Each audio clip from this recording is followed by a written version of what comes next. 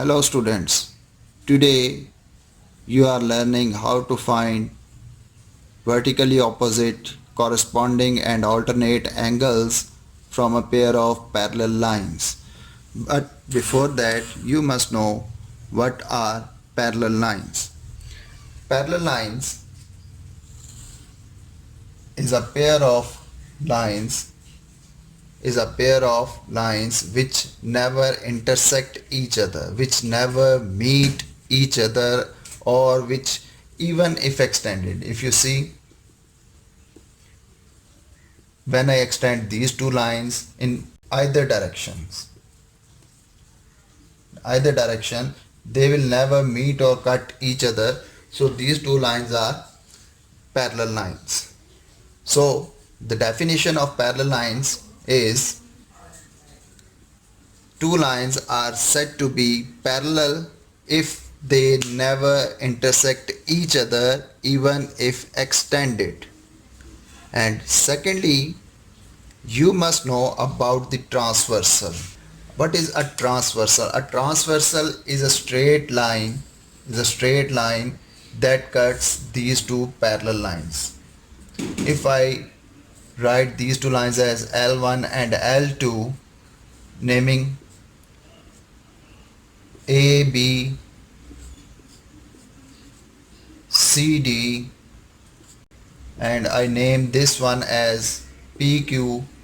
So here in this figure I have two parallel lines, line AB which is L1, line CD which is line L2, and the line PQ. These two lines AB and CD are parallel lines, and PQ is the transversal that cuts the two parallel lines AB and CD. So when a transversal cuts AB and CD, we get four angles on line L1. I call them angle A, angle B, angle C, and angle D. Here is angle A, this is angle B, this one is angle C, and this one is angle D. So I get four angles on line L1 and four angles. I can call them W, X, Y, Z, and I call them W, X, Y, Z on the second line, line L2. Before I explain how we can find vertically opposite, corresponding and alternate angles, I tell you about the positions of these angles. Here you see that angle A is at upper right position. Angle A is at upper right position on line L1, and it is on a upper left. Angle C is lower left. Angle D is on lower right. Similarly, W is on upper right, upper left, lower right, and lower left. This is how I specify the position of each angle on this figure, and that means angle A is at upper right position on line 1, angle B is on upper left position on line L2, angle C is on lower left on line L1, and angle D is on lower right on line 1. Likewise, W upper right, the X upper left, Y lower left, and Z lower right on line 2. And now for vertically opposite angle, all the three types of angles I write in this corner: vertically opposite,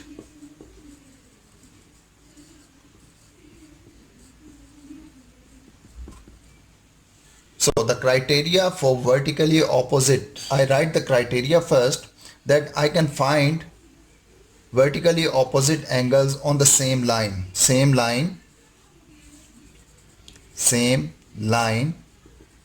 number one, and the number two is opposite position. I must write opposite position.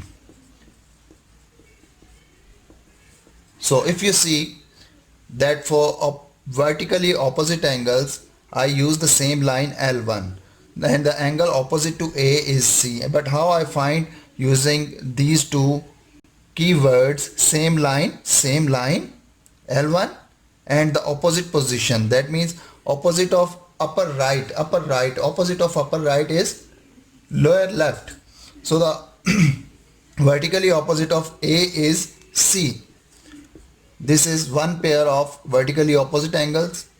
And for B, I can see the vertically opposite of angle B, which is at the position UL, upper left position. So the opposite of upper is right, lower, and left is right. So you see upper right and lower, upper left and lower right. So the angle B and D are vertically opposite. Similarly, for line L2, again I get two pairs of vertically opposite angles. They are W to Y and X to Z. So I get four pairs of vertically opposite lines and I find these angles using these keywords, same line and opposite position, and that is opposite of upper right is lower left and opposite of upper left is lower right, and vice versa, like lower left opposite is upper right and lower right opposite is upper left.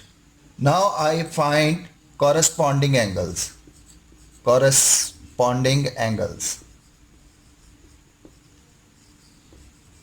And the keywords for corresponding angles are opposite line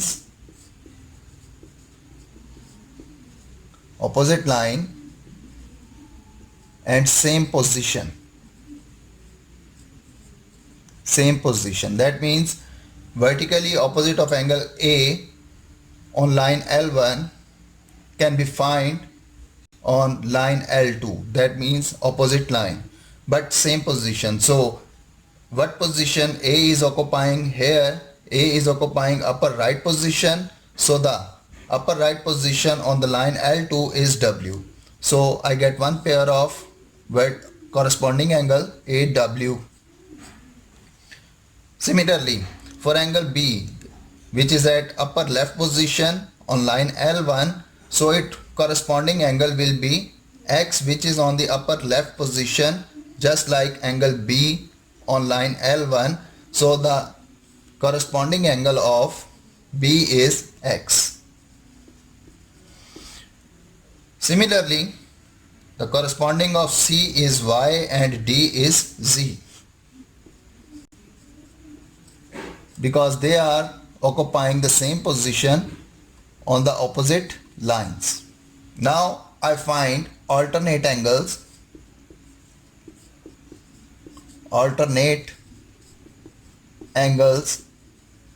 And the keywords for alternate angles are opposite line and opposite position.